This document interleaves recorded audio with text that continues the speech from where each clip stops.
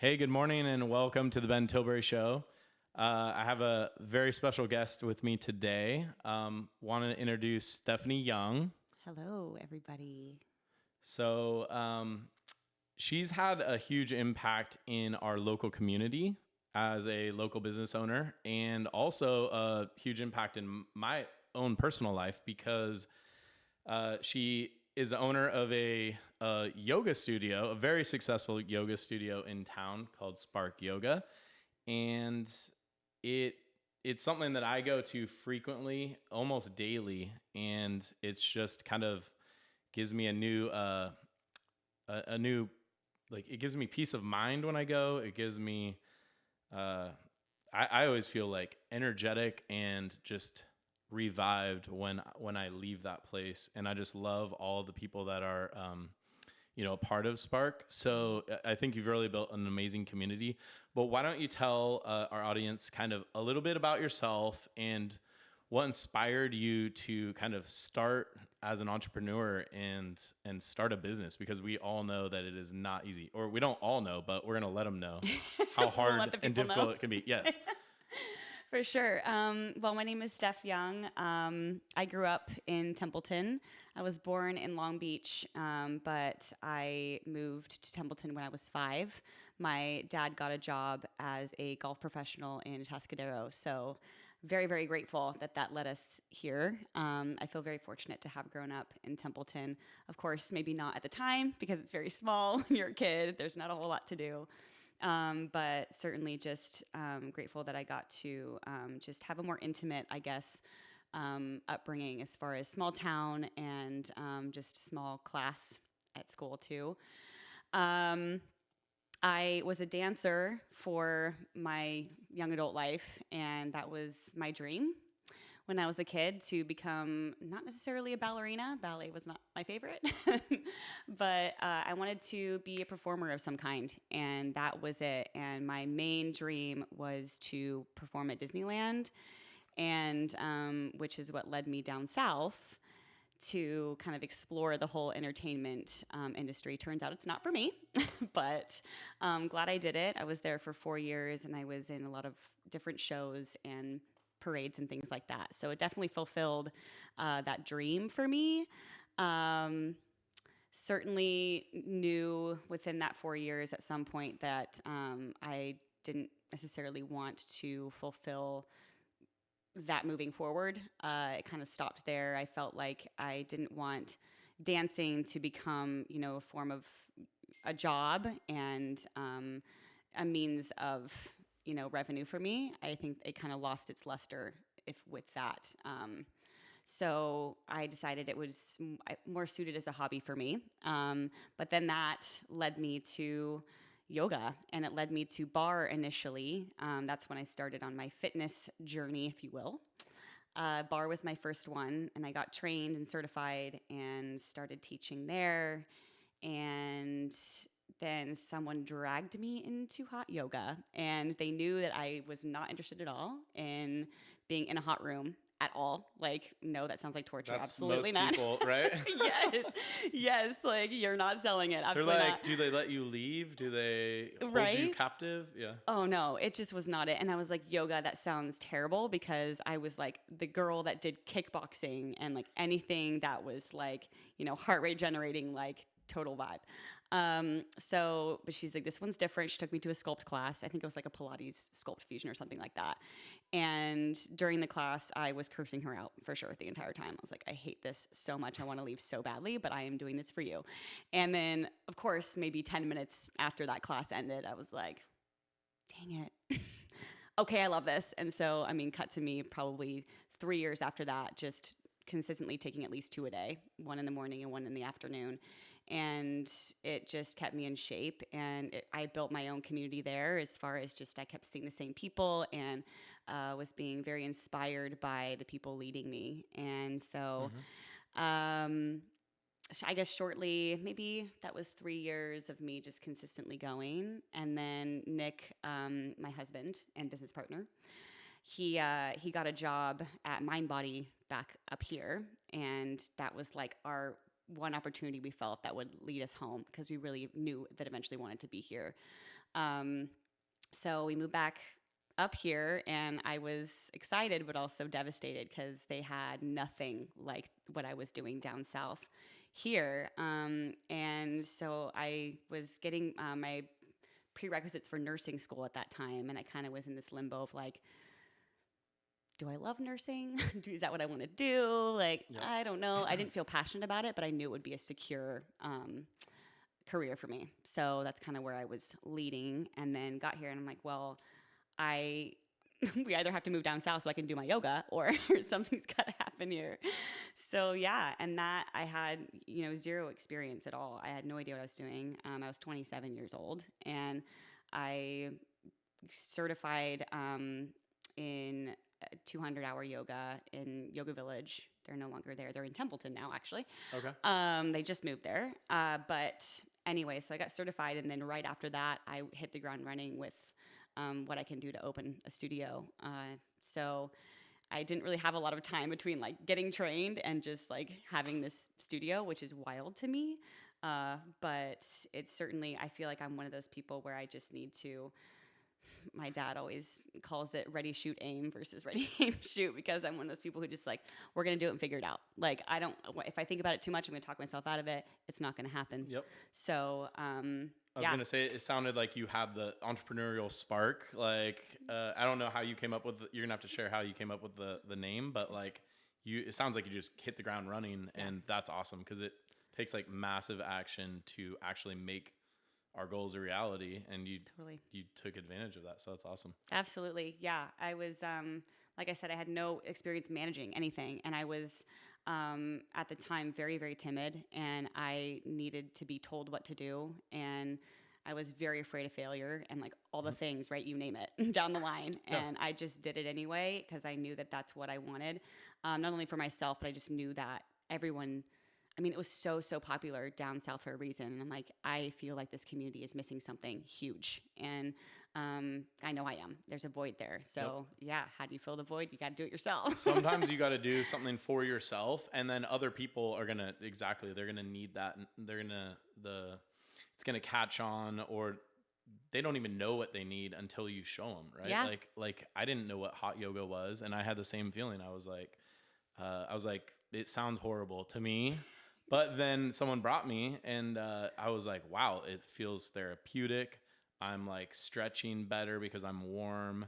I'm detoxing, and I've made a lot of life choices since then to help me improve my health. But like, it was a great start, and I continue to do it. And it never gets easier.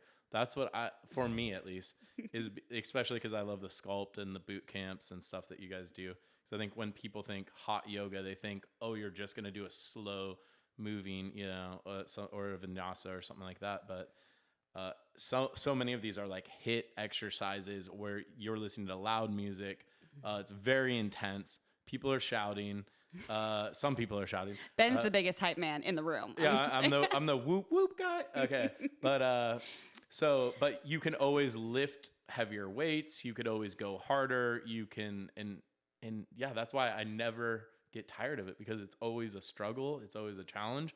But like waking up and doing the most challenging thing of your day at 6 a.m. or 7:30 and getting it out of the way makes the rest of the day like a breeze, doesn't it? It totally does. And, I think there's this stigma where, okay, if I do something super hard like that, I'm not going to have energy for the rest of the day, but it like catapults your energy, and you're just like, you're on fire the rest of the day. And it's your cup of coffee in the morning. That's what I always think. It's like, I know these people have such a hard time waking up early, but those who know if 6 a.m. is like, if you can crush it, like you just feel so good and accomplished, and you're proud of yourself that you did that something that hard that early. It's almost like I think there's like some general or something that says like start your day by making your bed, and that's like the best way to start your day, because you're teaching yourself. It's a small win, right? But that's my small win, is like going to yoga, even though I think it's a bigger win than making your bed. I hate making my bed. Same. So Lindsay's constantly like, can you make the bed? I'm like, oh my God. I loathe making beds. The rule is the last one who's out of the bed makes the bed. That's the rule. If that's the rule, then I'm going to be a winner because I wake up earlier. So that's great. Yes. Well, how did you come up with the name Spark though? Or was it Nick? Or was Right. it? It was both of us. I think we were just kind of debating what word would, really represent, the values that, we're trying to build, this foundation, for this business, and, what also can kind of, tease a person of, what they can expect, I guess.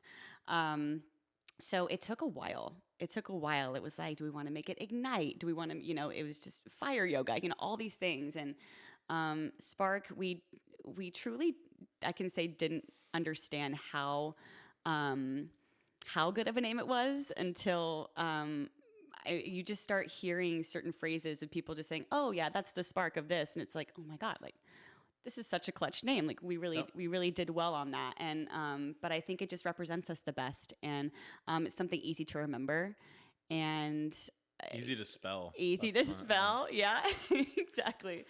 But yeah, it's just simple, and I think that that's something that I live by, is I love simplicity of things, and if you can keep it simple but also make it impactful in some way, I think that's important. And I think we nailed it. I No, think we yeah, nailed you it.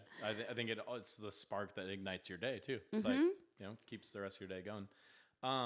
Since you are in the health and wellness industry, do you want to talk a little bit about, I think like, you know, health in general is important, but like mainly women's health, and kind of how has like, whether it's yoga, like how do you keep a healthy mental state, physical state, and like what do you do dietary wise? Because like you obviously are in very good shape, and I see you in the classes, leading the classes, and people probably look up to you and ask you a lot of questions of like, how do I get in that good of shape, or how do I get to your level? And obviously, everyone is different.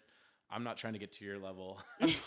I'm just trying to survive. Yeah. But No, that could be a very loaded question.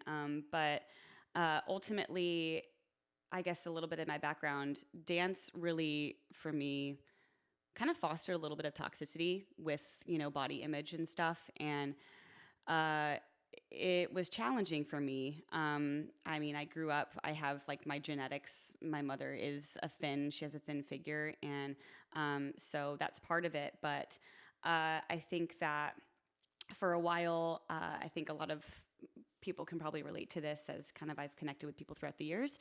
But firstly, you start and you just have this vision of what you want your body to be, or you really are inspired by an instructor, what they look like or what they do. And that can be healthy to a certain extent, but also you have to be in a space where no matter where you are, you're very comfortable and you're very, proud of where you're at, and honor who you are as a person, knowing that you're so different. And I think that was really challenging for me, because it was just this always very competitive, and in the dance world is very like comparison driven, which is challenging for me. And I think that yoga is totally the opposite for me. And that's a big part of why I fell in love with it, was when you're on your mat, you're, alongside all these other people, yet you're looking at them or comparing at all. At least that's the headspace that I was able to get to. It's not easy for some people, but I was able to remove the dance world and just totally be with myself, and just having that self-discovery of like, oh my gosh, like this is me, and I'm not, I don't care about anybody else right now. Like that's incredible. And I honestly, never thought I would get there. So I would say that's kind of my background of how, where I am right now, how I got to where I am right now. But I'm very mindful now, because of all of that. I'm very mindful now of my language when I teach to people, knowing that some people might be in that space. They might also resonate with that. So being very, encouraging, and focusing on what we really are doing, and what is the true value of, the work that we do in there. And it's about strength and it's about your willingness. And it does take, for a lot of people, it takes courage too, which we say a lot. But it's true. It takes courage to get in there because you know you're going to be challenged. You know it's going to be hard. And I love that part of it because I never considered myself to be brave. Believe it or not, I never did. And so when I go in there and I'm on my mat, I'm like, hell yeah. Like, I feel like I'm a brave person. I feel like I can do this. And no matter what, I know I'm going to be okay. And so regarding my mental space, that's kind of where I'm at. And I use my language to hopefully get people into that perspective as well. That's super important for me. Like, there's a lot of motivating words that, you guys share and whether it's quotes and stuff like that, or things that are inspiring you in that specific day. I always think as soon as I get to my mat with everything that I need, sometimes I forget stuff, but I feel a sense of accomplishment just in that simple task of like laying down and just being present, but also being there on time, like within a minute. And then those doors shut and you're ready and you're just like, okay, I can breathe, start focusing on the important things. And it's just so relieving once you get there. And now it's very interesting because you're saying like you're on your own mat, right? It's very individualistic, but yet you're surrounded by all these other amazing people. And as you get through a class together, you almost feel a sense of accomplishment that, hey, we made it through. Like I made it through, but we made it through. Yes. And that's kind of why I love it, is like, I love cheering other people on. I love like inspiring other people. And I know it's not easy. Sometimes I question myself. I'm like, dude, am I going to make it through this set or am I going to have to leave the room? Sometimes, but like everyone has to do what is best for them. So I don't like putting pressure on people, but I like encouraging them to reach that. Sometimes we all walk in there at like a level 5, right? Or sometimes I'll ask people next to me and I'll be like, what level are you at? Just like trying to make friendly conversation. They're like, I'm at like a level 7. I'm like, I bet you're going to leave here at like level 9, level 10, I love that. And it's just cool because I usually leave just smile, Yeah. Obviously sweaty, soaked. Everyone always asks, this is actually a good caveat. So like, what should you bring to hot yoga? Because everyone's always like, what should I bring? I'm yes. Yourself. No, I would definitely say bring your own mat. I think it just gives an added layer of like, this is mine, and you can like a sense of ownership. If you need to rent a mat, sure, whatever. If you don't have a mat, obviously we provide. But I think that I'll try not to go off on a tangent too much, but whenever I go to another location or different studio when I'm traveling, when I have my own mat, I'm like, oh my gosh, I still feel like I'm home. Like this is like a part of me. Like I don't feel like I'm like, in this foreign place, because it just feels like, oh, okay, this is mine. I'm cozy here. I'm comfortable. Everything's gonna be fine. But definitely a mat, a beach towel, I would say, to collect all that sweat on your mat, and then also like a hand towel and some water. I've been like really jamming with electrolytes, just because you're going to lose a lot. So that's helpful. But yeah, I would say those are the integral things. That's awesome. To make you feel success. Well, sweet. So let's transition. I know we've talked about like, I still go back to kind of mental health is like, we kind of connected, and I love your inspiring stories that you share online. And you get very, personal with it, with what you're dealing with and what you're trying to improve in your own life. And I think I'm very similar, is like, hey, like we need to like be able to open up and share about mental health, about physical health, about all of these things that we're trying to work on ourselves, because I think it will only help and inspire others. And I think one of the things you shared, which I had resonated with, was like dealing with anxiety in various aspects of life, right? Like certain things bring on different anxieties. For me, I know like I'm, in my late 30s now. In my early 20s, when I was 23, I didn't even know what anxiety was until I started having panic attacks. When I was basically kind of in a low point in my life, I didn't know what I wanted to do in life. I felt like I was in a rut. I was probably drinking too heavily and abusing things that I shouldn't have been. And it was a downward spiral, right? And I felt like there was no way out. And I think there's a lot of people that feel the same way in any regard to their life, depending on what age they're at. And I would just say I think first part is like educating yourself on what anxiety is, right? Yep. And then how do you deal with it? Everyone deals with it differently. I personally did not want to, use a bunch of medications that some doctor that barely knows me is going to give me. So I found a natural way to do it. But like, what have you battled in your past, and like, how have you addressed it, and how have you kind of tried to overcome it? That's a good question. I didn't know what anxiety was, I think, honestly, until I started the business. And to be very transparent, I think there's two different things that induce anxiety for me. And I think part of it is just the pressure of, understanding the scope of what I'm doing. And like, sometimes it'll just really overwhelm me, like understanding like, oh my gosh, I am responsible for how many employees, like, and their livelihood and like their ability to make rent and all these things. Like if I go down that spiral, like I ain't coming out, So I really try to focus on like, listen, like just talking to myself and saying, you're good. Like you're totally good. And like there are things that, you can handle on your own. There are things that you need to ask for help on, and like that's okay.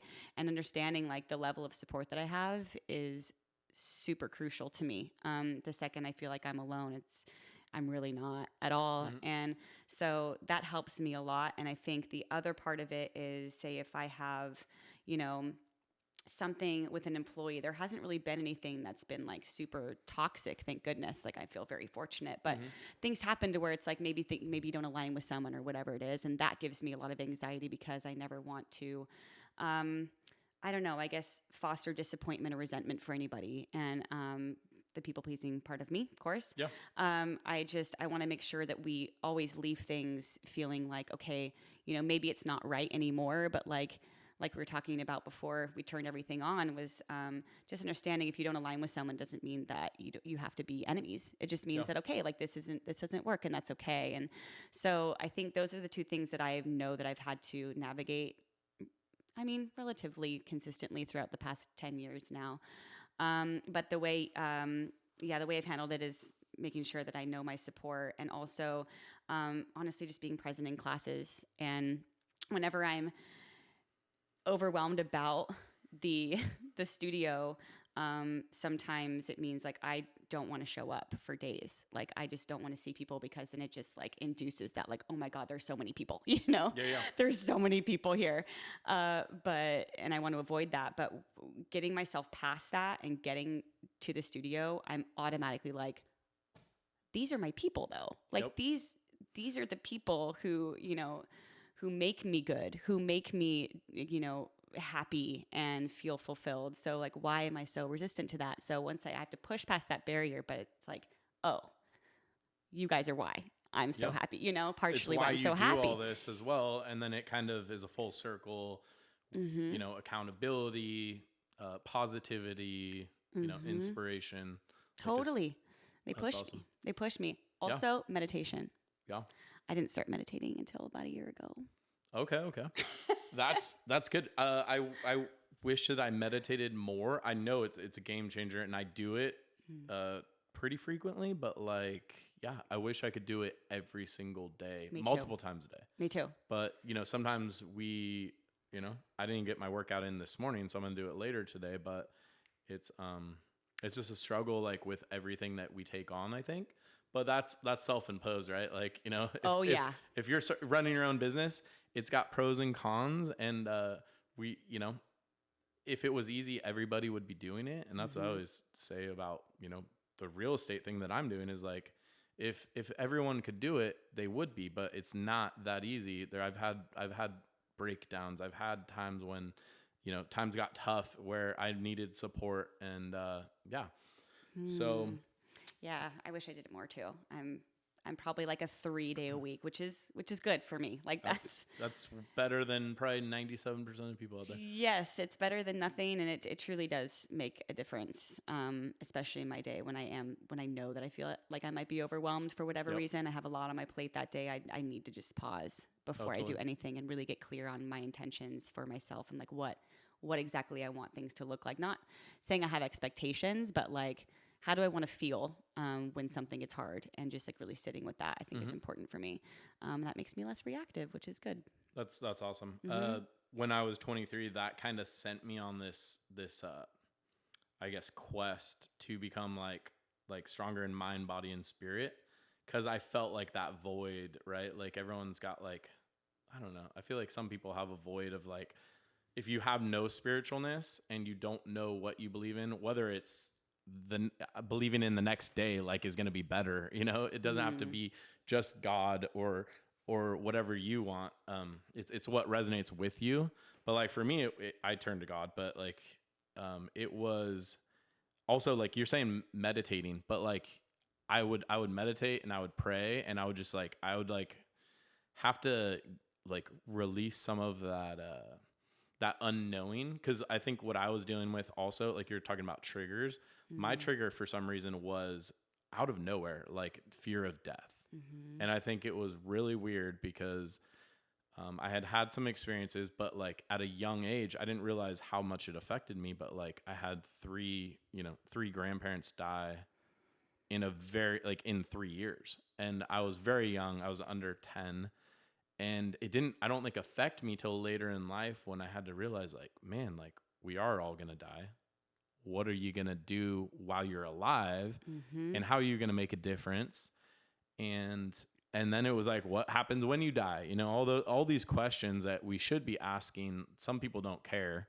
Some people don't give it much thought, but I feel like it's worthwhile of, and it goes back to kind of what we were discussing, is that everything, we were talking about relationships, which we should get into here in a second, but relationships, or anything in life, everything comes to an end, whether it's a relationship, a job, a career, or your life, and everything will eventually come to an end. And hopefully it served its purpose and its highest purpose when you were in it, right? So like maybe you learned from a previous relationship. We've all had the young loves when we were teenagers that we thought we were in love and this is the person we're going to marry, but it wasn't. But it taught us a lot. So do you want to talk a little bit about relationships and how you've kind of been able to build them and grow them, and maybe struggles with relationships as well? Yeah. First, I want to ask, do you feel like you're a spontaneous person? Do you feel like I'm pretty spontaneous. I can make a quick decision. Yeah, I'm curious because I feel like a lot of my spontaneity, because I just fly by the seat of my pants literally for every single thing that I do. Yep. I don't give it much thought, but I definitely I'm very intuitive and I go with my gut. But I think it's because of my fear of death and loss. I think that my spontaneity is kind of stemmed from that, because I just I want to do everything and I don't want life to pass me by at all. So just say yes and just, do what you feel. And, but I think it is because partially my fear of loss, which is very interesting. I never thought about that, but it lights a spark under your butt. It does. It's no, just do it. Just figure it out. You're going to be fine. I kind of had a conversation with my mom the other day, and it was like, we need to do it now. She's like, someday we'll do that. I'm like, no, not someday. Let's do it now, because who knows if we get tomorrow, you know what I mean? Yeah. So I'm just like you're saying, like spontaneity and just like, let's do it. We're one of my sayings is like, we're never going to be closer. Like if you have that, that moment where you're like, man, we could do this right now, or we could just do it later. And it's like, let's go. Yep. So if that's an option, and it is, let's do it. Yeah. I like that. You're never going to get closer. That's a good one. Gosh, relationships. It's funny because Nick and I met when we were 14, 15, and high school. And we just first, I didn't like him. I thought he was mean. Turns out he was going through a lot, but and then a year and a half later, we were together, and we've just done life together ever since, with like a short, like 10-month break when we were 21, and that was about it. And we just found ourselves back with each other. And he is my person, no doubt. And but He's a good guy. he really is. I'll vouch for him. Yeah, he really is. And he's just so incredibly intelligent, and his strengths aren't my strengths, and vice versa. So I think that just makes us such a strong and powerful partnership. Yeah. And well balanced. Totally. I mean, it's all that to say, though, it's not to come without a lot of challenges. Like, when I tell you that it was rough, it was really rough. And I am so proud to say that we got over just all of the stuff, because communication is something that we also differed in. It just was so incredibly hard for us to understand how to communicate with each other for so long. And but we got there, and I think that I was able to find my voice in a way that was beneficial. And I think it also came with the business of understanding, like, okay, how do I need to communicate with other people who I also care about? And it just sort of bled into our relationship, and it was able to come into this beautiful thing. But yeah, communication for me is huge. And if someone comes at me strong, I will completely shut down. And for Nick, he's very vocal. He likes to talk things out immediately, and I like to sit and process. Sometimes that takes me a minute, sometimes that takes me hours, but I am the processor, and he just likes to speak it until we figure it out, right? Yep. So we learn, like, okay, like, I just need to say, hey, hang on, give me a moment, like, I need to think about this. Cool. And then he'll think about it, talk to himself in circles, and then we'll come together, and it's great. But I think that knowing that has been really helpful and makes us also less reactive, which, before, I mean, especially when you're young, you're just like, blah, and you just say things, and you just don't think about it. And that's wild, because I'm probably over communicate, but I talked so much that, like, I'm like, sometimes I just have to, like, consciously be quiet and just be like, hey, I need to listen to what they're saying, process it.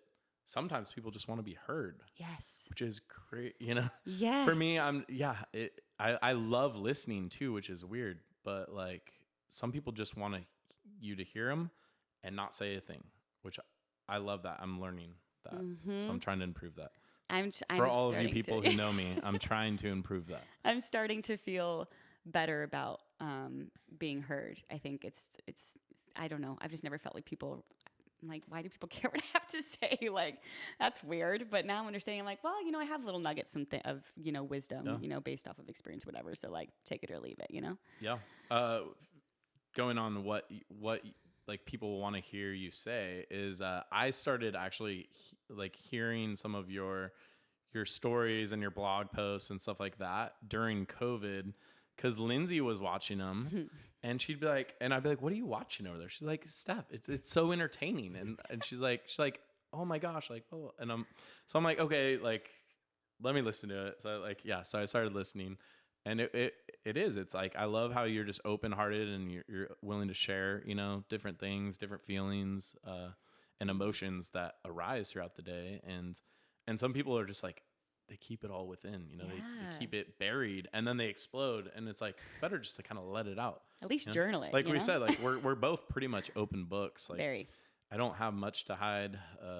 But yeah, so what, I guess, without going too much deep into COVID, because no one likes talking about that, but like, how did that affect your business? Because I know it was not an easy thing to deal with. No, it being wasn't. a business owner. No, it wasn't, because you just never dealt with anything like that before, and we never in our wildest dreams thought that we'd ever be told to shut down. And I guess in summary, it was scary for us, but it also allowed me to really look objectively at my business. We had to close down at a time where we were at peak to, like, people were legit canceling their memberships because they couldn't get into classes. That was before we had our second studio. So It was just really, really overflowing. And I felt like I was totally out of control with my staff. Like they were literally controlling me because I was just like super subservient. And I was just like, okay, I don't know what to do. I don't even know how to, like, I have way too much staff than I've ever dreamt of or wanted to at the time. And it was just really a lot for me. Didn't know how to manage them. And so they managed me. And it was tough.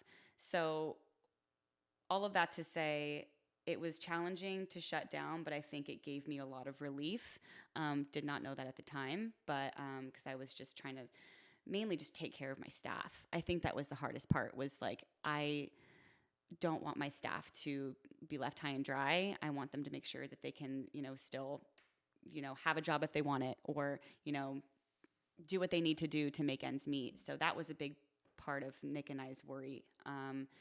And also, I don't know, like, do we even want to do this business anymore? Like, are people going to even want to come back? Yep. Like, what does beyond this look like? And is it even something we want to entertain? Are we done? Like, so it was a really interesting time. And on top of all of that, there was just a lot of adversity, just, socially, and a narrative that I didn't want to be a part of. And so ultimately I shut down all of my social media platforms. I just completely just exhausted that for a year, which was the healthiest thing I could have done for myself, honestly. And I think that really helped me get through a lot of it. But yeah, I would say being able to rebuild my business was the biggest blessing ever. And that is something that I'm so grateful that came out of it. And even though that was the hardest time of my life, I can say it's challenging, because I know at the time, especially where we saw these people living their best lives, like people were literally still traveling and they didn't have to work, but they were still getting money and all these things. Like we are just like slowly dying inside because we had no idea what we were doing or how to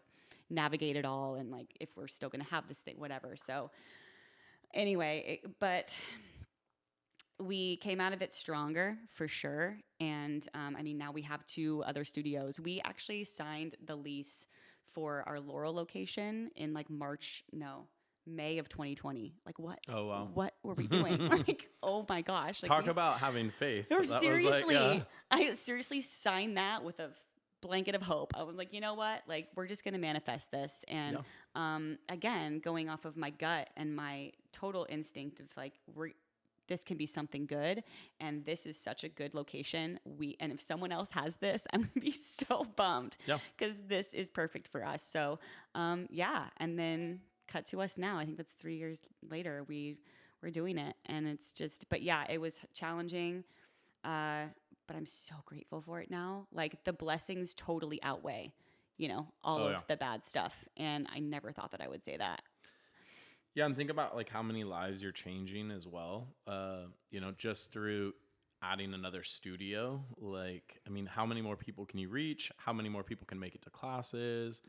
And you're talking about managing employees could bring anxiety. It's like, imagine in that moment where, hey guys, we don't know what we're gonna do, but we're being forced to shut down, and we, out of good conscience, we want to, we're gonna close it for now to figure it out. But yeah, I remember I always tell this, like, I'm not gonna say which studio, but I had paid this is before I started Spark, so I'll say that. But I had paid a year membership in January, like up front for a year to go to this hot yoga studio. And because I loved it, right? It was like part of me. And then all of a sudden COVID hit, and it was like, oh no, like you can't even go. And I was like, I'm not going to ask for my money back, because like they're in a harder spot than I am. I was like, I just hope that eventually they can open, because like business is hard. I know. I look at it from a entrepreneur perspective. So, but yeah, it was a lot of unknowing, but maybe it was like a necessary reset or pause button on life, kind of, for a lot of us. Totally. Of like, okay, what's really important? And that was hard too, is because like maybe family is the most important thing, but some of the family we couldn't even see, Yes, right. Which really made it hard. Thank God for FaceTime. So right. I know. Or Zoom or whatever. But yeah, if you couldn't travel to them, and these lockdown things. But yeah, thank God we're past that. So I guess what's kind of your vision for the future for Spark and yourself, and like what goals do you have right now that you're working on? Oh my gosh. Well, a big one was us launching our retreat. That's been like seriously 5 years in the making of people literally hounding me, being like, Steph, you have to do this. Like this, like we all want to do this. So Mm-hmm. like just tell me when. And instructors, like 5 of my instructors are like, I can help you out. Like this is gonna be so successful. And just like me just so reluctant just because I don't know. It's a lot of my big thing right now is pressure. Like I have to remind myself that the only pressure that I'm feeling is stuff that like I'm putting on myself. Mm-hmm. No one's really putting this on on me but myself.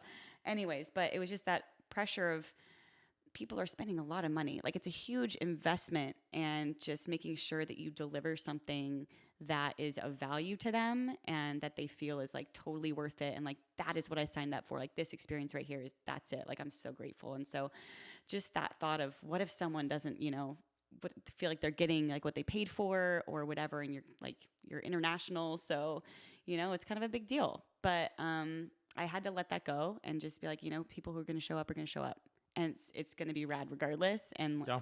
just lean into it and just, you're going to be fine at the And end of the where day. is it?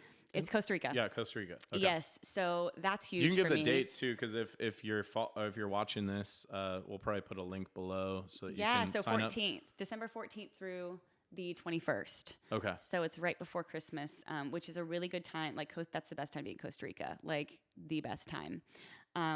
From experience and what I hear from everyone. I will That's like try right to beyond. make it. Yes, it's right beyond be the amazing. or after the rainy season, so it's rad. But yeah, so that's exciting. A big leap that I know I needed to take for myself personally, but also to take the business further. Yeah. And I'm going to drop this. I'm not going to say much about it because this is the first time anyone's going to hear it.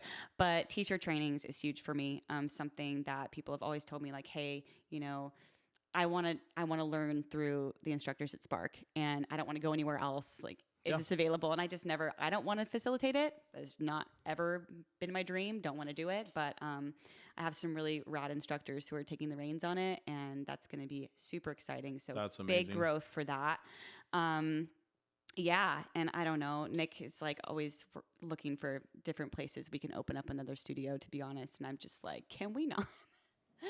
I think that just having retreats and trainings alone is going to be good for us right now, and like kind of see where that takes us. And if that leads us to another space, fine. But I just don't think it's necessary. But that's kind of where I'm at with that, I guess. That's amazing. I love those little ancillary like options to increase business, Yeah. So you have to think outside the box. Like it's not always just starting another location, although that's an option. It's like, hey, maybe we do this, we do that. Totally. I think what's biggest for me is like truly, what does the community need? Like, do we really need another brick and mortar? Like, is that going to help? Is that going to help this county, or is it other things? Like, what's in need? And for a while, it wasn't teacher trainings. And like, we got teacher trainings all over the place now. So it's like, that's not it. But then you come to realize like, oh, people, they need it from us. They want it from us. So it's just, you have to kind of change your perspective a little bit and constantly be like, feeding and listening. And, which, yeah, I'm learning is, the people are going to tell you what they want. Yeah. And I'm so grateful, like our community, especially, they feel comfortable giving me feedback and suggestions, knowing that, if it makes sense for the collective, then we'll go there. If not, then I'll just like stick it in my back pocket. And it's not like I'm ignoring it. I'm still always listening. But yeah, I think the community tells me. Yeah, because everyone has opinions, so you can't do them right. all. But I can't get lost in that. But I'm very aware of, the conversations, and I take what I can from that. That's amazing. I already see something that's going to happen though. So you're going to have to eventually open another studio. And I'm only saying this because when you instruct and teach that many new instructors, they're going to have a place to go. And that was my fear too. Guess where they're going to want to go. Yeah. Okay? Yeah. So it's great. Yeah. You're totally, that is a very good point, Ben. Thank you. Yep. So, but all in good time. Like, I don't think anything has to be rushed. It doesn't. And I think it's awesome that like you have this vision. I think you are like a reckoning force in the yoga industry locally. Like everybody knows Spark, everybody knows you guys, and you have amazing souls that work there. Like they're like family, right? Like we celebrate birthdays there. We do like we push each other. We check up on each other, hold each other accountable. and it's just a really good support network. So if you're looking like for something like that in your life, and you know, your goal is to improve your health, or improve your mental stability, or just make new friends, literally, like everyone, when they get in there, they're like on their mat at first and they're chatting with each other. Like, how was your weekend? You know, how are things going? It's so cool. You're so like, I just love when people, so often I see people like by the Cubbies, right? And they'll be like, hey, I've seen you a few times at this time. Like, you're regular at this time. Like, what's your name? Like, and you can just totally see this relationship being built, and just everyone feels so comfortable chatting with each other. And it's so neat. And how often do I hear, oh, I met this person through Spark. Now we're best friends. It's like, Yeah. oh my God. It's like, I love that is so fulfilling to me. Yeah, it's really rad. We're something special. Oh yeah. And there's just a lot of great people that go there. So it's a good network of, I'd say, you know, a varying people throughout our community. It's a good, very diverse group too. Everyone just kind of thinks, oh, it's a bunch of college kids. It's like, I mean, yes, but I mean, there's everyone. 50, 60, probably some 70-year-olds there that are crushing it, that I'm like, man, I want to be like you. Yes, so inspiring.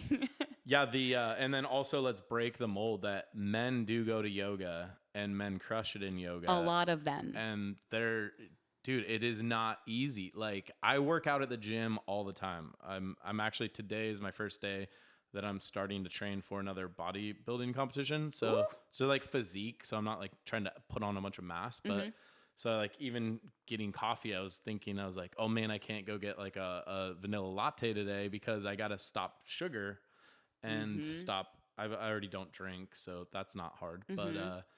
But yeah, it's going to be a difficult, probably 4 to 5 months, depending on which one we do. But wow. Yeah. So hopefully I look more in shape in a month than from now, but. Well, yeah, hopefully you feel good too. I think it's just fun to do something different and alone, just making that one small shift. It's like, oh, wow. Okay. Yeah, it teaches me a lot about myself of like having self-control, which I'm a big foodie. So like I want to eat everything. What's your favorite food? Do you have one? My favorite food? Like go-to. God.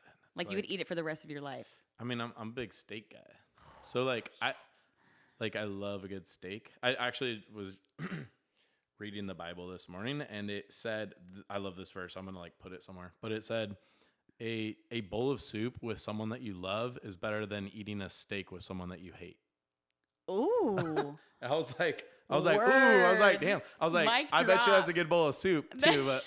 But, yeah, I was like, oh wow. I was like, there's not really anyone I hate, but I do love steak, and that makes sense. Totally. I like that a lot. Yeah. I was like, and I do like soup too. But. I know. I love steak though. I love with chimichurri. Thank you Yeah, we'll have to go out, we'll have to go out, get Nick, go out to a good steak. I know, it's long overdue. Where do you think is the best steak in all of SLO County? Oh my gosh. I like going to McPhee's in Templeton. I love McPhee's. Love McPhee's. Yep. God, I feel like that's my go-to place, to be honest. I haven't had a good steak in a while. Like I've just gone to get steak in a while. What about you? No, that's good. Oxen Acre's pretty good. Ooh, okay. They got a good one. And then, what is it?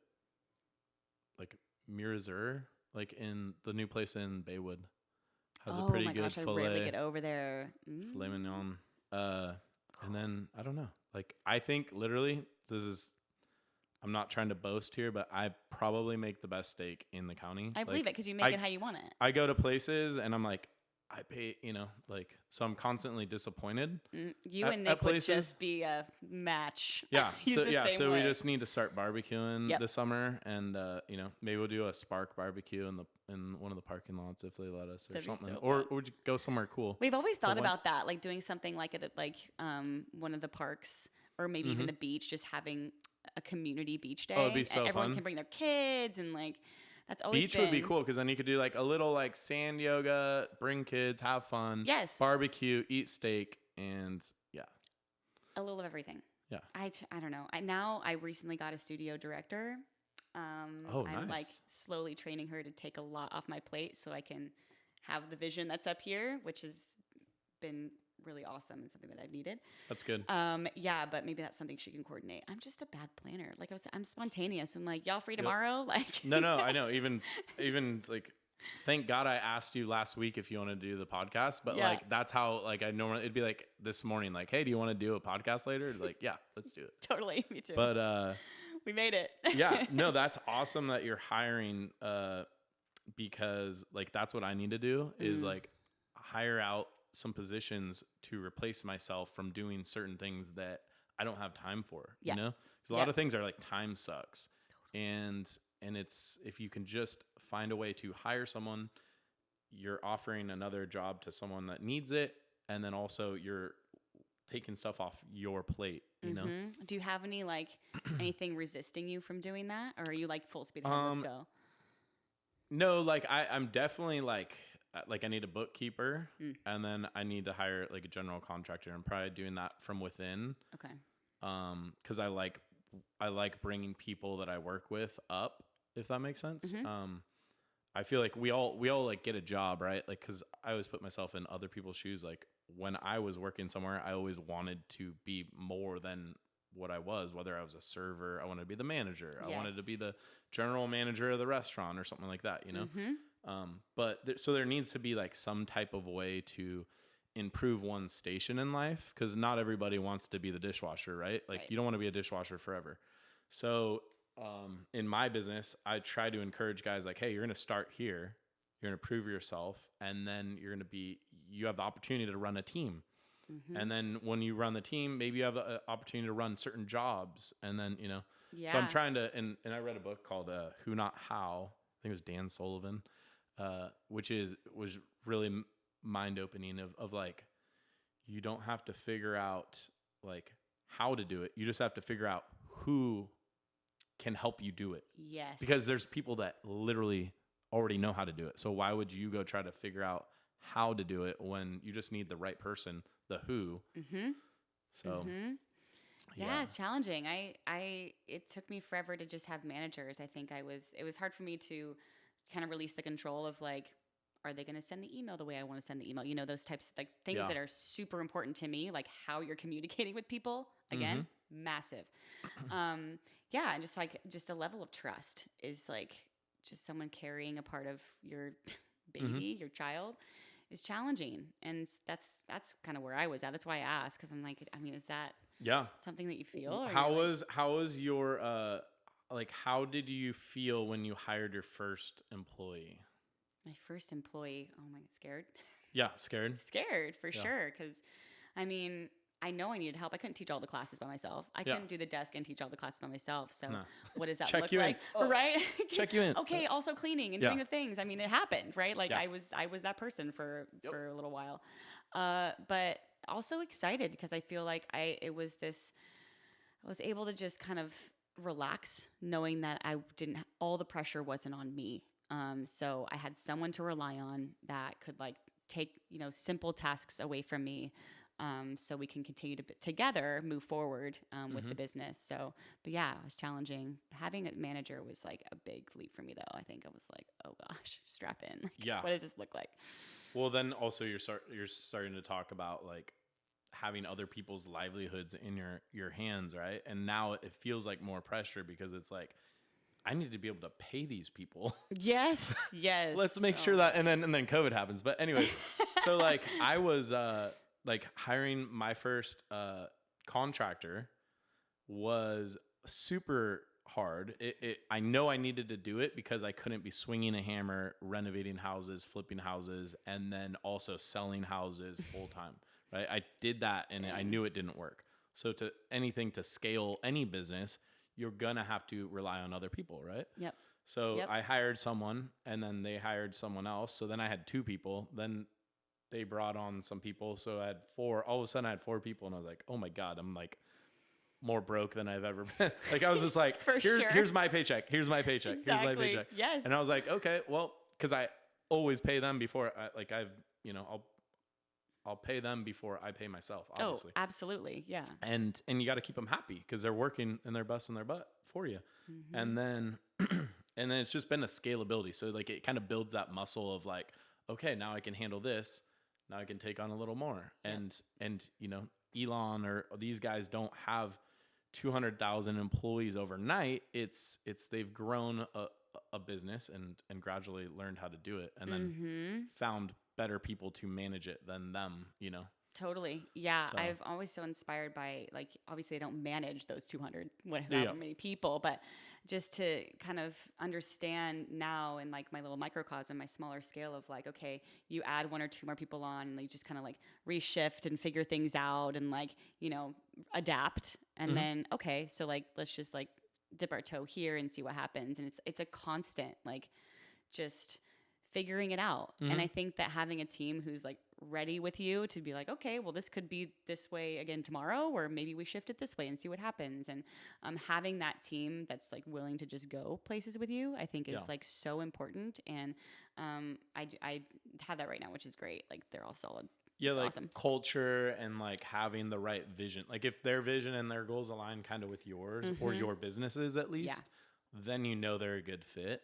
Where like if they're like super individualistic, they don't want anything to do with anybody, it's like, okay, well, this probably isn't gonna, if you're just gonna show up for a paycheck, that's not what we want. No. We want someone who like loves and cares about other people at the front desk, greeting people with a smile and you know, putting their heart into this. Yes, and like this, what we do, like it's such acts of service that literally everyone who's employed at Spark is doing acts of service, and making sure also something that I realized is really important throughout the years is making sure that they're representing your business outside of the studio as well. Like, do they truly embody and live the values, or are they doing it while they're in there and then they don't? And it's like, I mean, I'm not telling someone to be who they, you know, you are Spark, be Spark all the time. But it's like definitely like having those values yourself is something that I look for, because that's the biggest part. Or else, I mean, you can just tell, right? Yeah. You can just There's some totally amazing tell. individuals there too. And like, and they're very unique as well in their own right. But like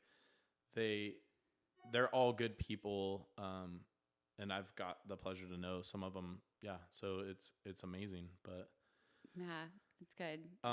So I guess let's kind of end this by like any last words that you want to share with the community or any listeners. Gosh, I guess not really. I think that it's just the importance of being real, I think, with yourself. I think that's something that I'm learning, and being just, I know it's hard to be yourself a lot and like share parts of you, but I think that we all are just craving to hear about other people's experiences. And I mean, this included, like, I've just really enjoyed hearing about you and talking with you. But yeah, I think making sure that we're not closed off, you know, so much. And it's easier said than done, I know, but just the importance that the world needs right now. The world needs more of you right now, you know, and I'm the more open you are and the more I guess vulnerable you are, I think it just gives other people permission to do the same. And that's what I crave right now. Like anything I watch or listen to, I'm like, what is the intention? Like, what am I receiving from this? And yeah, like how, like what do I get value out of? And it's truly just like people being real. Yeah. Be your authentic self. Yeah. And I think it's just, there's so much, it's just so important. Fake reality out there. There's just so much of it. Like I'm very aware of it now, which is good. Like before I just didn't know like what I was consuming. And now I'm like, okay, hyper aware of it all. But yes, some people mindlessly just absorb that stuff. And it's like, whoa. Okay. I know. Like, why do you think, okay, go and. Yeah. And also understanding you can bring stuff to the table too. Like you don't just have to consume it. Like, you know, in your own capacity, like what does your truth look like, you know, outside of all of like the screens and stuff. And I don't know, it's important. And honestly, something you can learn from being on your mat by being real, like that time in the studio. Yeah. Learn about yourself and then you can share it with others. And like that, I'm always like, constantly like looking within, what can I improve in myself? And none of us are perfect. I've worked on so many flaws. But yeah, it's a constant, that's what's so fun about life though, is it's like a constant struggle, but that struggle helps you grow, right? Like totally the seedling that like, just, you know, it's going to grow stronger if it's growing on a hillside, right? So yes. It's like, the challenge for me has been always like, how can I look for improvement or seek, you know, improvement or growth without, you know, beating myself up or being unkind to myself during that time. Like your inner dialogue of this isn't enough, or you're enough right now, but like you also have the potential to do this versus, because I don't know, that's been a challenging one for me to overcome. I was never kind to myself. I didn't know how to be kind to myself. I thought other people were being unkind to me. It's just, but you learn, I think, through the grace of the challenge of your practice. And also, I don't know, just being a part of a community, I think has really taught me like, you're good. You can improve, or like you can hang out where you're at. You're okay either way, but like, where do you want to go? Because you have potential. Yeah. And I think there's so many people like battling negative thoughts and negativity throughout the day that we need more positivity. We need to focus more on what's good and empower others. And that's like, we can all do it in our own little right. Like through every person that you come into contact with, I kind of realize that my purpose in life is to spread joy and happiness and leave them smiling and leave them a little bit happier than when I met them. You know what I mean? So Absolutely. like, even if it's just a pass by in the crosswalk, boom, smile, glance, they laugh a little bit or giggle, whatever, send them on their way, Yes. Like, I think so just like people want to be acknowledged, I think, because we're behind things, all the time. And I think that simple acknowledgement of like, hey, you're a person, like we exist together. That's cool. Yeah. I think that's so rad. And you do that. You like, certainly like that is totally what you're on this earth to do. That. Well, thank you for noticing. Yeah. Like the eye contact, putting the phone down for a second, like having a real conversation, or even breaking bread, which is obviously what we love to do. Yes, absolutely. I think I've never understood the term toxic positivity. I don't know where that came from or like what that even is, but I just don't understand how positivity can be toxic. Yeah, I haven't heard it. I haven't even heard it. So it's like, it doesn't even, I don't know. It doesn't exist in your world. No, it doesn't. I have good. so much. Yeah. Sometimes things will bring you down, but like I pretty much every morning I'm just like, like you're saying, like if you have your morning rituals and you get through that, the rest of the day, you're already vibrating at such a high level. Yep. Like it's going to take quite a bit to like penetrate that and like take you down, which obviously things try to, but like, dude, like I just love like inspiring and helping others and lifting others up. And I think you guys are doing a killer job of it at Spark, and all the people that you employ always greet people with a smile and leave you like, hey, I can't wait to come back. Yeah. You know what I mean? And I think that's really a success. Yes. Yeah. And just be truthful. I think a lot of times, like I do, like I'm sure you've been in classes where I'll just share like, hey, like I had this thought today, or I'm struggling with this, or I'm navigating this. And I think most of my instructors do that to where they're very like, hey man, like, yeah, the roses didn't quite bud today, but that or sprout today, whatever. But like, here we are, and like, yeah, we all made it, and it's it all resonates good. too. With, I mean, if you have a group of 30 people in a class or whatever it is, you're definitely gonna have some people that are all going through the same stuff together. Yep, yep, one way or another. And then once you're on your mat, you're all going through it together. Yeah. So you mentioned the doors closing at the very beginning of this, and it was like, there's some type of energy that right when that door closes before class starts, before like the intro of the instructor, like we made it, we're settled, like let's go team. And I just feel that every time. Oh yeah. It's like it's really weird. It's like, I don't know how to explain it, but it's like a sigh of relief. And now I'm just like, cause it's kind of frantic, like getting up at 5 a.m. or whatever to get there on getting time. dressed in the dark. Yeah. And like trying to not wake up your people and like, and then rushing there in the rain or whatever it is. And I forgot my mat or I forgot something, Yep. And because I like pack it my whole thing for the day, I don't go back Same. home. So I'm like, it's like if you forgot it, you're done. Yeah. But, didn't Lindsay meet you in the parking lot one time? Like, here's your she'll bring me like smooth. I'll come out to my truck and there'll be a smoothie on the truck. I'm like, Stop. Oh, thank you. Yeah, I love it. It's that's like, love. She's the best. I'll be like, oh, blueberry, thank you. How'd you know? That's so sweet. Oh, I'm just happy to know you both, and just appreciate being on here. Thank you for thinking of me. Well, for sure. Thank you so much for giving your time and so much energy to your business and just helping the community and become healthier in mind, body, and spirit. So, of course, I feel very fortunate. We'll have to have you on again sometime in the future. Maybe Nick, we'll get him on here too. Dude, I thought about that. Oh my God, the podcast would never end with the two of you. Yeah, I know. It'll be like a 5-hour podcast. Yeah, like, man, and then we're eating steaks in between. Exactly. Like, oh, that'd be an amazing day. Actually, I love it. All right, thanks. Have a great one, guys. Bye. Bye.